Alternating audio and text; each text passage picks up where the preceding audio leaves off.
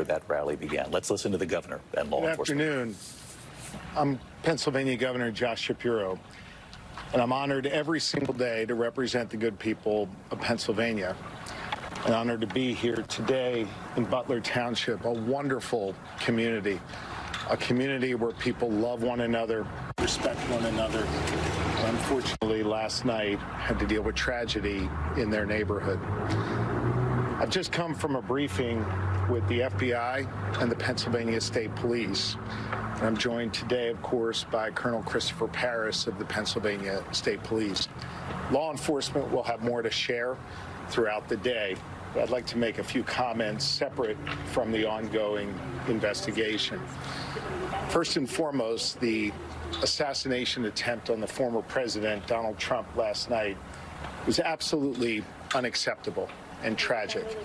Lori and I are grateful that the former president is safe and, according to him and his team, is fine.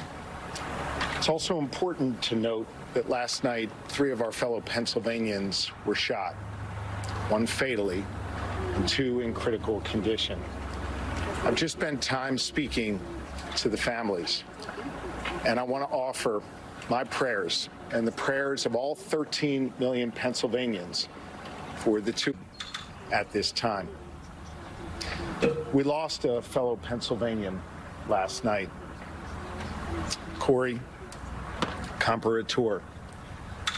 I just spoke to Corey's wife and Corey's 2 daughters. Corey was a girl dad. Corey was a firefighter. Corey went to church every Sunday. Corey loved his community, and most especially, Corey loved his family. Corey was an avid supporter of the former president and was so excited to be there last night with him in the community. I asked Corey's wife if it would be okay for me to share that we spoke. She said yes. She also asked that I share with all of you that Corey died a hero, that Corey dove on his family to protect them last night at this rally. Corey was the very best of us.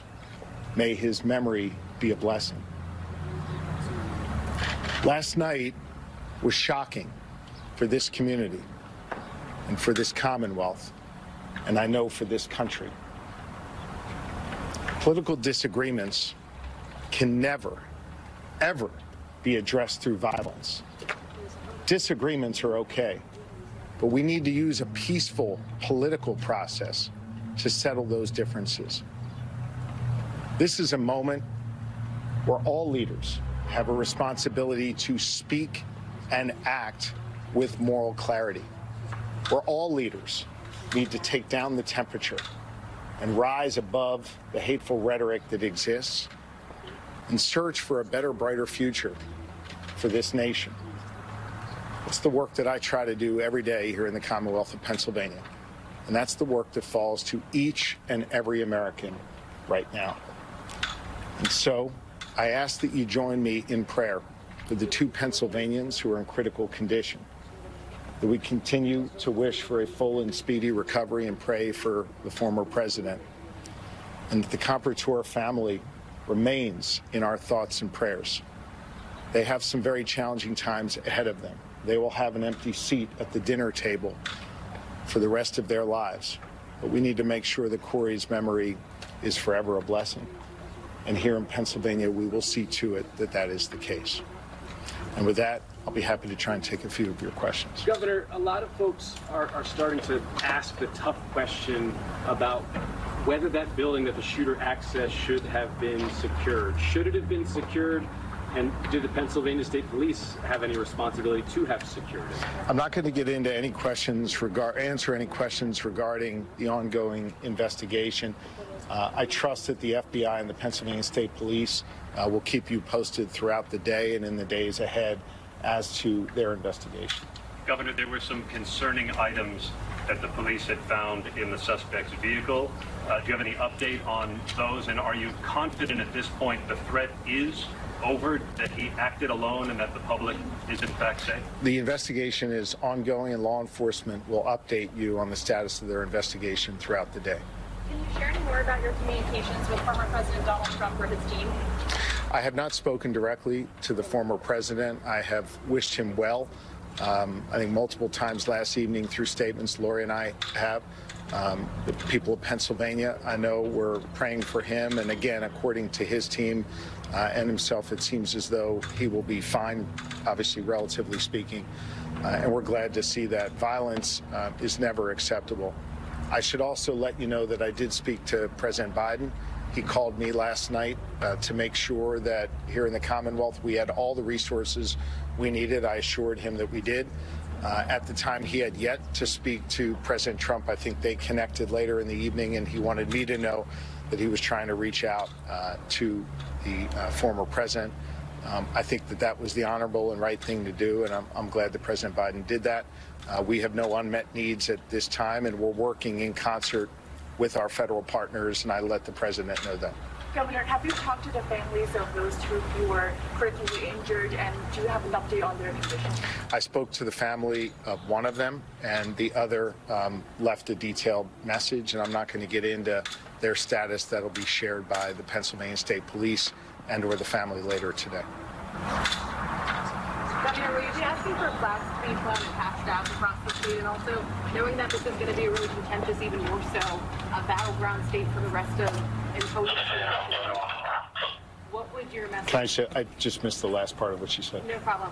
The first was about the flags. The second, knowing that this is going to be even more contentious now in the state of Pennsylvania and that we're divided here, what is your message to people who live here? I have directed that flags be flown at half-staff in Corey's memory, and our chief of staff is working through that process now.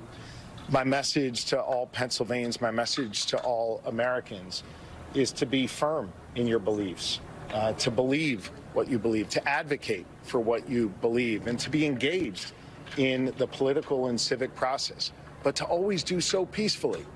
To remember that while we may be Democrats or Republicans, above all else, we are Americans. And if you look at the story of this great nation over the last 248 years, a nation that was born right here in Pennsylvania, it's been ordinary Americans at every single step of the way, rising up, demanding more, seeking justice, advocating for change, and doing so peacefully. And those who have advocated for such change peacefully, they have been the ones to bring that about. We have to remember that even in these times where there are real divisions, that we have to address those divisions through engagement in the political and civic process in a peaceful manner. That is incumbent upon all political leaders of all parties, and it is incumbent upon the public. I will tell you that notwithstanding the tragedy that we saw last night here in Butler, the awful tragedy, that every day when I'm around Pennsylvania, I see the very best of Pennsylvanians. People who do have fervent beliefs, people who do have passionate beliefs, but who engage in a peaceful manner, and who love their neighbors, and who engage with people in their communities, even those that they might have differences from. We need to learn from our history in this Commonwealth and in this country, and we need to bring our better angels forward and carry that forward into this political season. Governor, I'll take one more. Yes. Can you expand on the situation of Mr. Comperatore passing? Was he standing behind President Trump? You said he dove in front of his family. Is there any more detail you can provide about His wife shared with me that he dove on his family to protect them. As for any other information, that'll be shared by law enforcement. Thank you all very much.